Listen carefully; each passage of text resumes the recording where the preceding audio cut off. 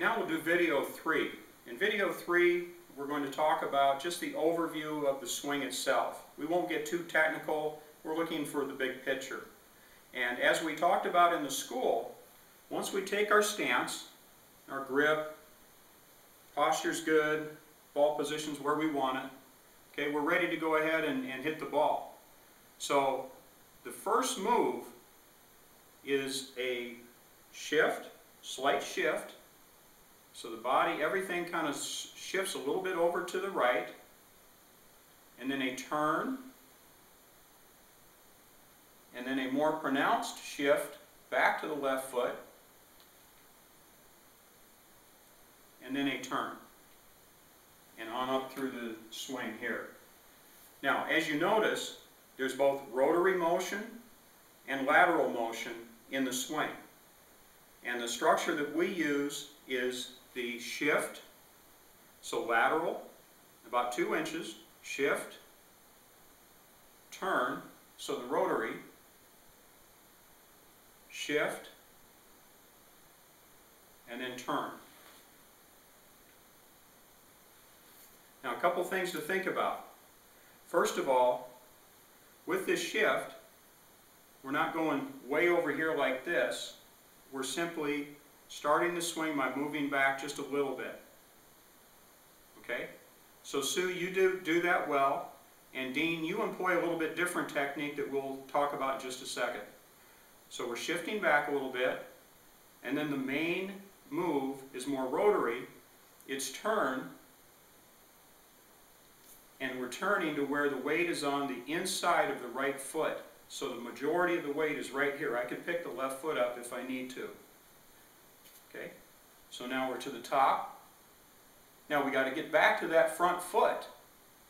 And the way we do that is there's a lateral motion that goes this way. It actually starts before you get to the top of the swing. It's hard to demonstrate right now. So we're going back, and we get the weight back to the front foot. And once we're at that point, then we have a much more pronounced turn going through. So, lateral, rotary, lateral, rotary. Now, Dean, what you tend to do is you swing much more like Hunter Mahan. And Hunter does not use the actual shift and then turn. What he does is he has a more rotary motion throughout his swing.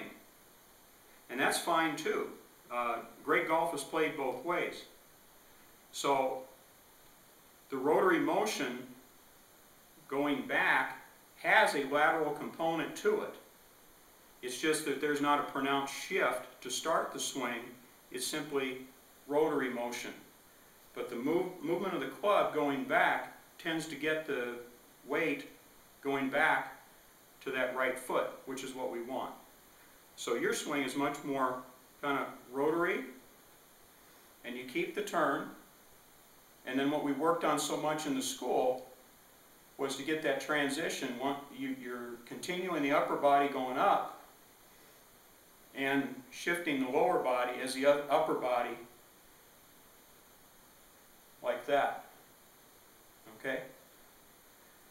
And so once you're here, then you're in good position to go ahead and continue turning on through the swing. So both ways are effective. Stay with what feels more natural to you. The key things, though, as far as the overall swing, is you have a motion that brings you to your right foot. Then you have a corresponding motion that brings you back over to the left foot. That's important because if you're not over to the left foot, it's very difficult to bring the club down into the ball on that descending arc that we like so much. So that, in a nutshell, is what we're trying to accomplish as far as the swing goes.